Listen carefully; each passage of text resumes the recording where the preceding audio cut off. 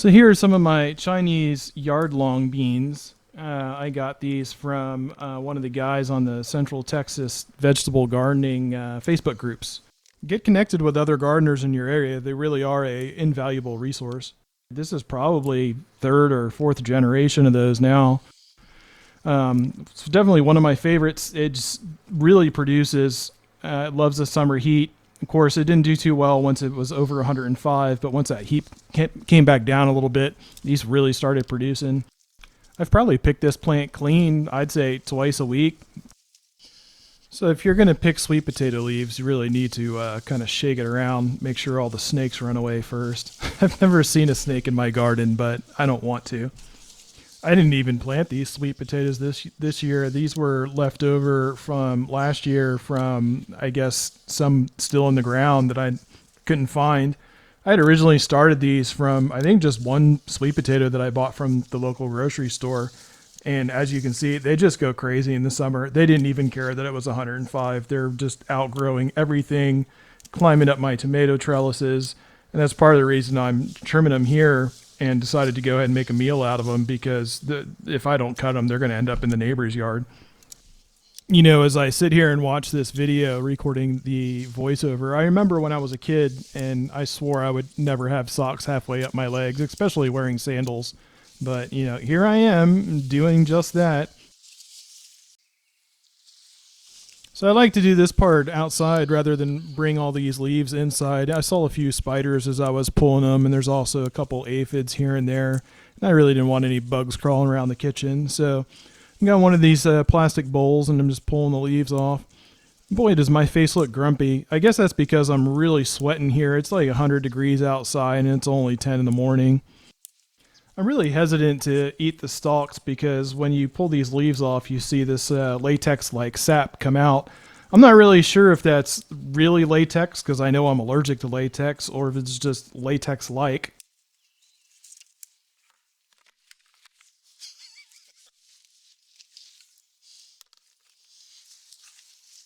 Anytime we take from the garden, we have to give back to the garden. I don't know if that was some permaculture thing I read or where I got that from, but it makes good sense. If I ever do have to start a garden over from scratch again, I would probably use sweet potato just for the biomass to feed a compost pile. Sweet potato and hyacinth bean are probably the top two plants that I've had so far. I'm going to give these a quick rinse, get any of the remaining bugs and all the dirt off.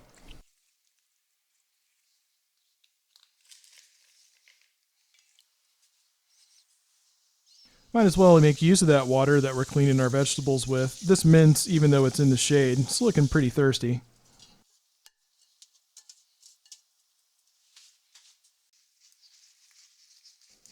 Now, I'm no expert chef, but what I like to do with these sweet potato leaves is just kind of roll them up, and then I'll chop them down one way and try to keep all my fingers attached, and then turn the other way, chop them again. I keep that bowl of water I was washing in pretty close, and anything that I find that's maybe got black spots or is too wilted or maybe has a bug on it, I'll go back in that water, and then I'll just take that water out and feed the rest of the plants. Had to buy these at the grocery store. Breaking all the rules here, mixing summer and winter vegetables, but I just had a craving for some beets, so I'm going to throw those in. I'm going to catch all the peelings here in my strainer. Could have used the beet leaves as well, but I kind of wanted to taste the sweet potato leaves, have that flavor come out, so I'll just set those aside for later.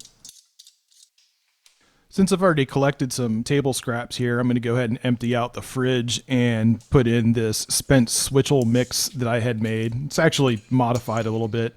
If you've never heard of switchel, it's a drink they used to have in the olden times. The basic recipe is apple cider vinegar, probably about a fourth of a cup. Chop some ginger, probably about another fourth of a cup, and then add honey, and also about a fourth of a cup. And then I just fill the rest of this mason jar with water and let it sit in the fridge. I've added pineapple and mint as an experiment. Came out really good. Very refreshing when you're working out in the hot sun.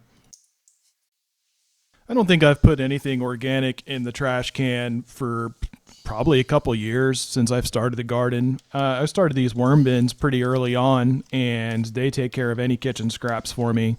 just roll back the top cover there and dump it in, and they turn it into some of the best fertilizer that I've ever experienced in my garden. I'm working on a video covering vermicomposting. I'll add the link to the description as soon as I have it up. After handling those worm bins, it's probably a good idea to give my hands a thorough washing before I start handling the food again.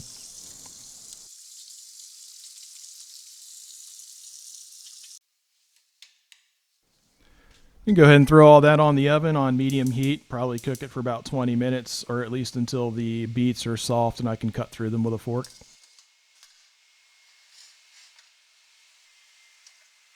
After those leaves have wilted down a little bit, I'm going to go ahead and give this a quick stir and start adding some spices. I think for this dish I put in some oregano, a little bit of salt, and some cayenne pepper. The cayenne pepper, ever since I started watching Chef John on YouTube, he adds cayenne pepper to everything, and I figure he's a famous chef, and so if he's doing it, then he must know what he's doing. I hear it acts a little bit like MSG and kind of opens up your taste buds. It's cooking. I'm going to go ahead and put some walnuts into my Ninja food processor and chop them up almost like a powder that I can just scoop over the top of this dish. Walnuts are really good for you, and I love nuts in general. These are only, I think, $4.50 or $4.98 a pound, somewhere between $4 and $5 at the local grocery store. I've also noticed that walnuts seem to pair really well with beets, and I've used them on more than one occasion. I also like to throw some into my smoothies. Mixing those with some frozen blueberries from the ice cream aisle makes a pretty good treat.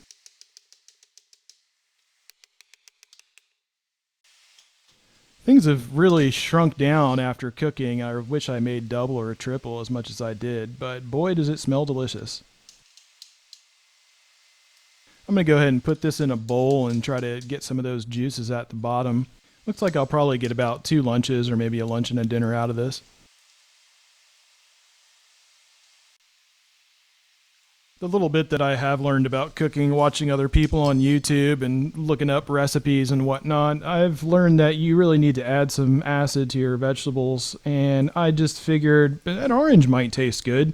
So here, cut an orange in half and squeeze some of the orange juice over the top.